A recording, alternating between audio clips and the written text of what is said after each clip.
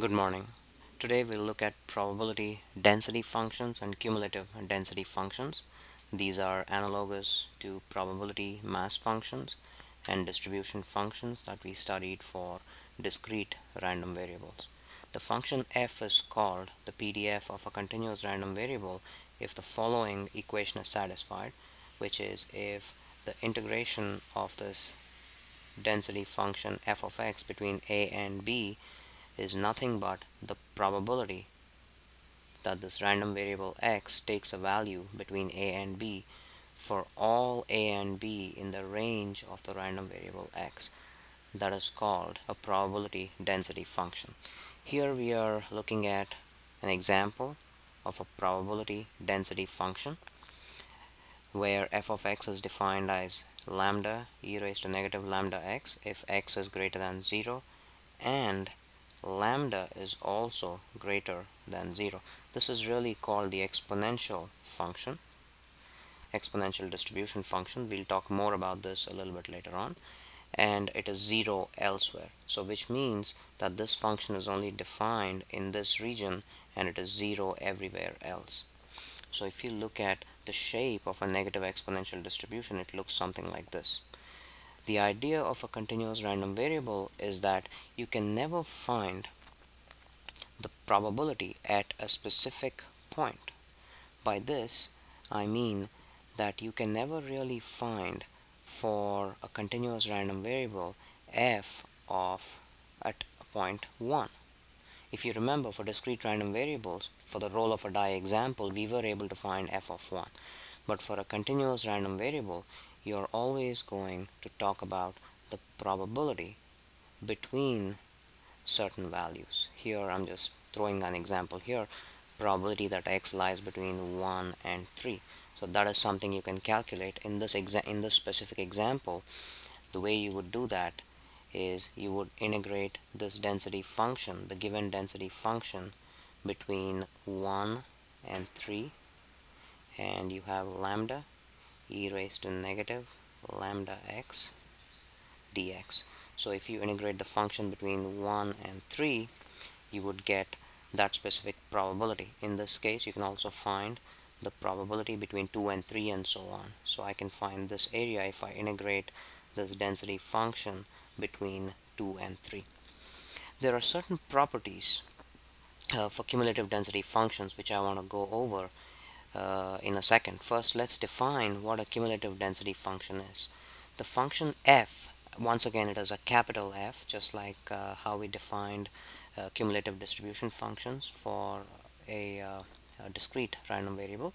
The function f is called a cumulative density function of a continuous random variable if the following equation is satisfied. How you can read this is the integral between negative infinity up until point a f of x dx is nothing but probability that the random variable x lies between negative infinity and a, and it is represented as the capital F of a.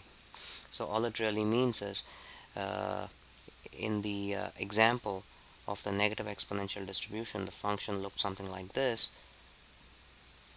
So which means you're really finding the area. Let's say this is the point A. You're really trying to find the area under this density function from negative infinity up until point A. That's what that means.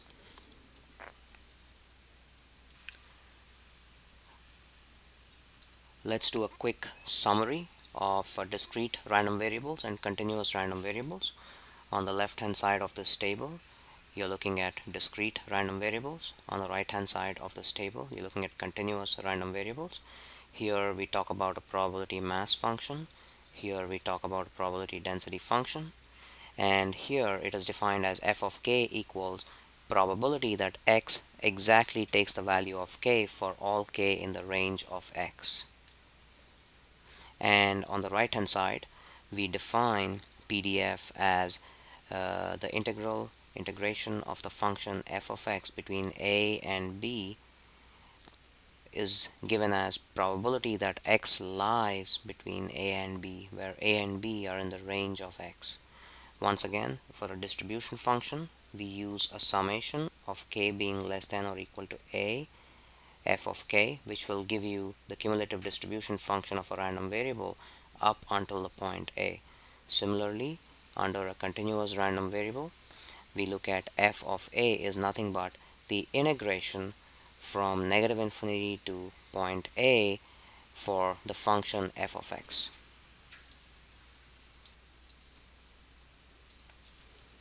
There are three main properties of a distribution function or a cumulative distribution function.